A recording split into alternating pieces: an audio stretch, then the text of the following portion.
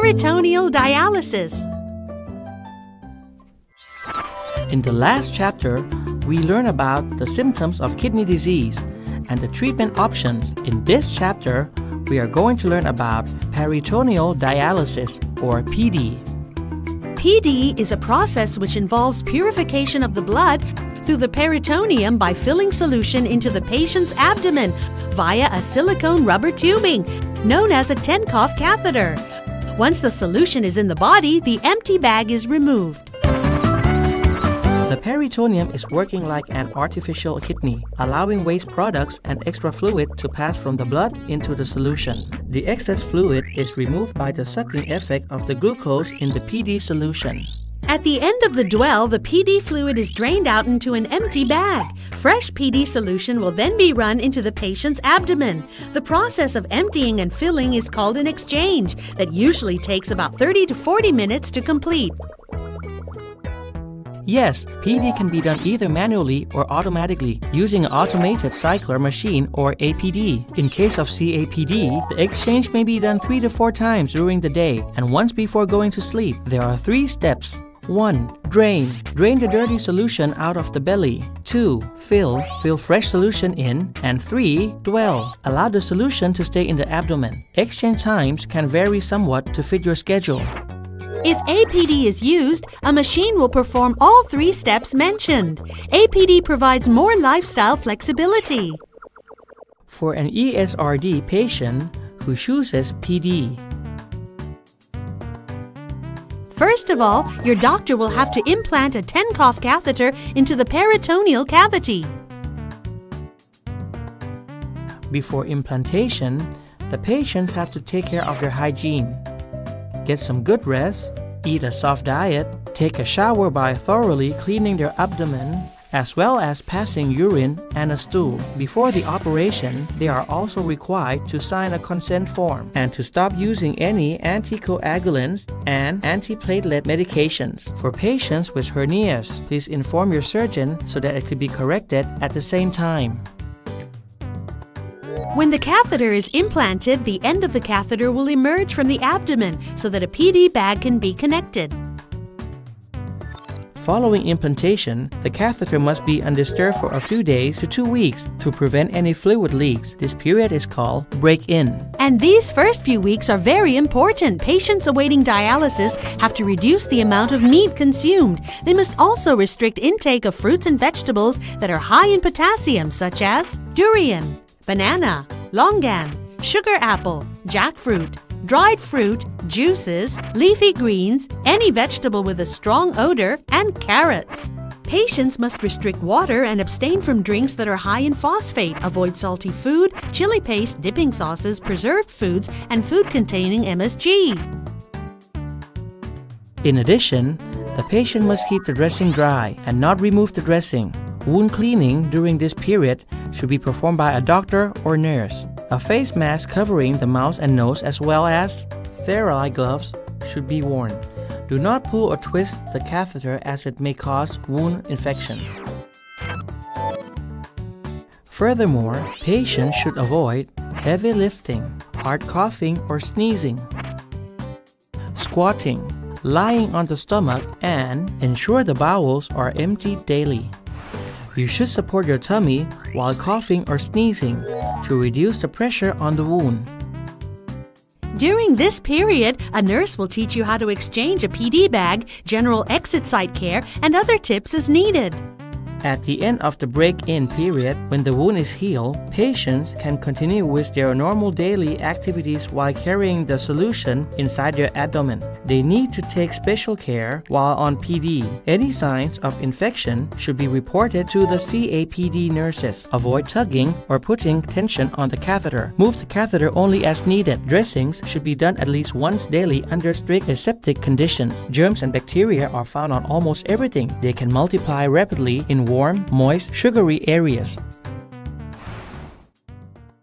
To prevent an exit site infection, Please keep the dressing clean, always dry exit, and do not allow any tension on the catheter. 1. Hand washing. Wear a face mask covering your mouth and nose. Wash your hands thoroughly before caring for the exit, performing the bag exchange, and touching your PD catheter. Because hands are important for performing PD, washing hands properly is vital. While washing hands, we usually miss the back of our hands. Finger web spaces, fingertips, and thumbs, leaving germs to accumulate in these areas. We find that infections while on PD are usually the result of not washing hands or incorrect hand washing. Therefore, we are going to learn about the proper hand washing steps. Turn the tap water on. Wet your hands thoroughly and pump out antibacterial hand wash the size of a silver coin. Scrub your palms, the backs of your hands, and finger web spaces by interlacing the fingers. Scrub your fingers and thumbs.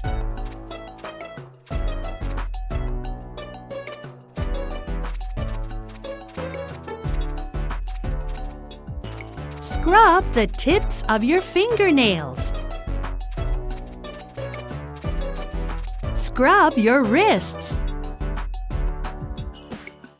Turn the tap water on and wash off all the soap. Then dry your hands with a clean cloth or paper towel. Remember, if you touch something that is not clean, you need to wash your hands again. We should spend at least 40 seconds washing our hands and should not use hot water. If you can't find tap water, 70% alcohol can be used instead. Before washing, your hands must be dry and use at least 3 ml of alcohol gel. Scrub your hands using all 7 steps mentioned, and there's no need to dry your hands with a cloth. 2. Exit site care. Disinfect the table with 70% alcohol and prepare the dressing kit. Wash your hands again. Soak cotton balls with disinfectant. Gently wipe around the exit site in the same direction. Avoid moving the catheter. Wipe off any disinfectant stains with normal saline. Then dry the exit site. Secure the 10-pove catheter to the abdomen with an immobilizer or tape as shown in the picture.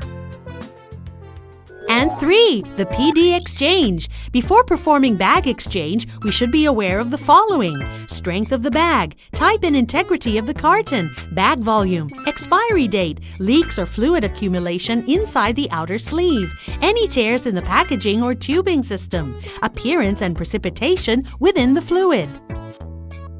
Instructions for performing the bag exchange are as follows. 1. Before the exchange, everyone in the room must wear a mask to cover their mouth and nose. 2. Close the doors and windows. Turn off fans and shut off air conditioning and heater vents. Air movement carries germs in the dust particles and can ultimately lead to peritonitis. 3. Be extremely careful not to contaminate. Hands must be washed as instructed. If you are dirty at work, for example, from dust, soil, mud, or water from canals, ponds, marshes, or rivers, by working on a farm, gardening, or fishing, you must also take a shower and shampoo thoroughly before washing your hands. 4. Wipe down the table and prepare your supplies and equipment before doing the exchange procedure. You must strictly follow what you have been taught by your CAPD nurse for every exchange. No skipping steps or using shortcuts. 5. Any contaminated supplies or anything that has been dropped on the floor must be thrown away. Do not use them. Instead, use a new one in order to prevent an infection. Spent dialysate should be yellow or clear, non-cloudy, non-bloody, and without fibrin. Otherwise, it is abnormal. 4. Preparation of the exchange is as follows. 1. You must have a table to set up the equipment. The tabletop should have a smooth surface and be easy to clean, such as glass, laminate, formica, or stainless steel. 2. Sterile supplies used for each bag exchange procedure must be securely kept. 3. Additional supplies should be clean and kept in a designated box. 4. For equipment with lids, when opening, the lids should be placed face up or held in the palm. 5. A suitable place for the bag exchange is very important. It could be any room in the house, but must be a designated area, free from clutter and family activity. Doors and windows must be closed. Fans, air conditioning, and heater vents should be turned off. Moreover, there should be a clean and dry, dust-free area with sufficient light. Curtains should be regularly cleaned. No children, pets, or insects are allowed. The area should not be used for eating. 6. There should be a wash basin near the exchange area, and the basin should have a tap lever in the shape of a fishtail, and also acceptable for a foot-activated tap or sensor. Antiseptic hand wash should be in a pump bottle. When the bottle is empty, do not refill it with soap. Use a new bottle instead. 7. If the room is air-conditioned or vented with a heater, the cover and filter should be cleaned regularly. 8. The area used for storing the cartons must be clean, dry, and away from direct sunlight and pets. Don't let the solutions freeze or overheat. 9. Record filled and drain volumes, as well as the treatment time, into the record book. Important information you need to record is 1. Strength of the PD bag. 2. Time when the drain starts and finishes and the drain volume. 3. Time that the filling starts and finishes and the fill volume. 4. Ultrafiltration for each cycle. 5. Total daily net ultrafiltration. 6. Appearance of the spent dialysate. 7. Body weight. 8. Blood pressure.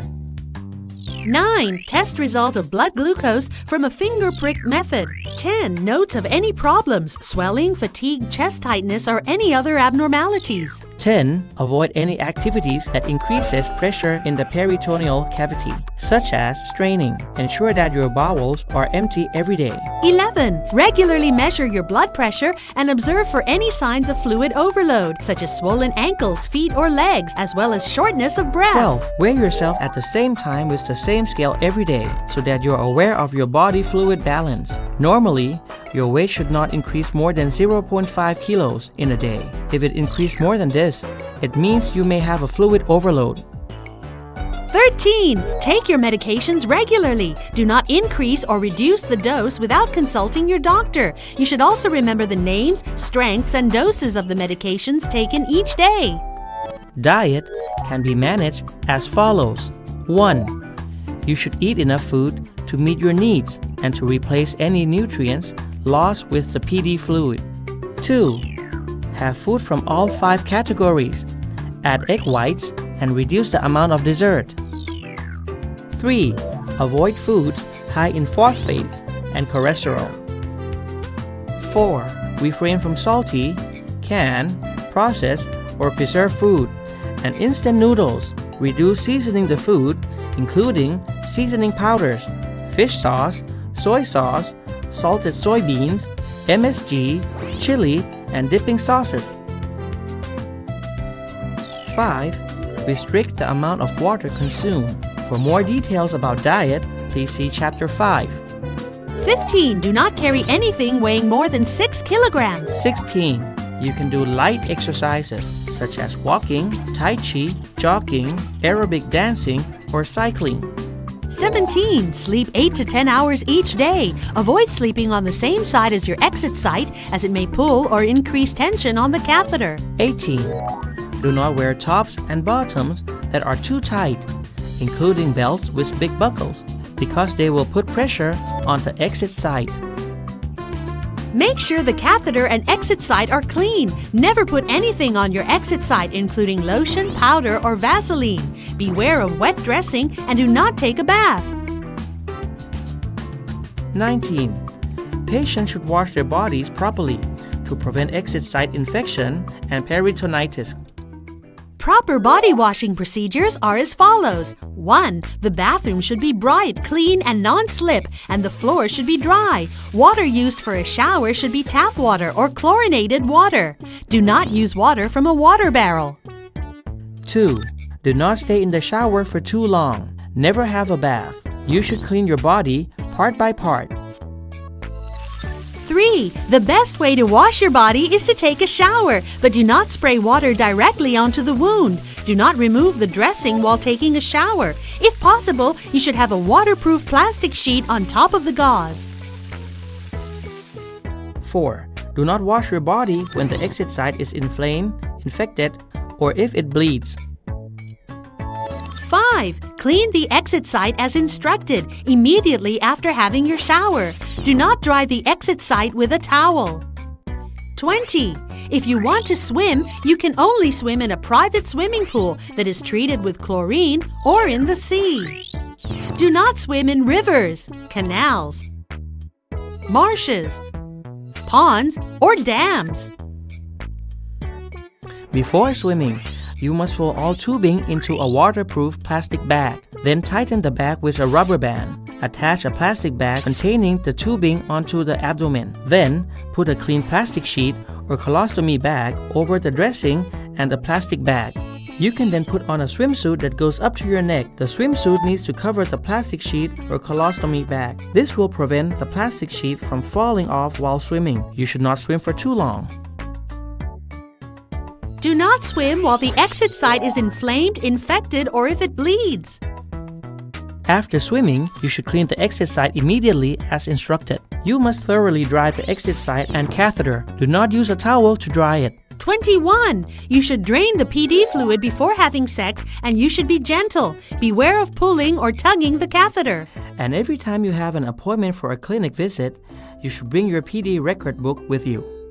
Your doctor and nurse always welcome any questions or problems. You can always call your doctor, nurse, or social worker if you have any questions or problems between the visits. It may sound complicated and worrisome, but all patients can definitely take care of themselves. Yes, yes! Good health is the result of taking good care of yourself. Importantly, whatever we do, we have to balance it. Too much is not good, neither too little. Always keep balance. We are always here for you. Goodbye. Be strong. Bye-bye.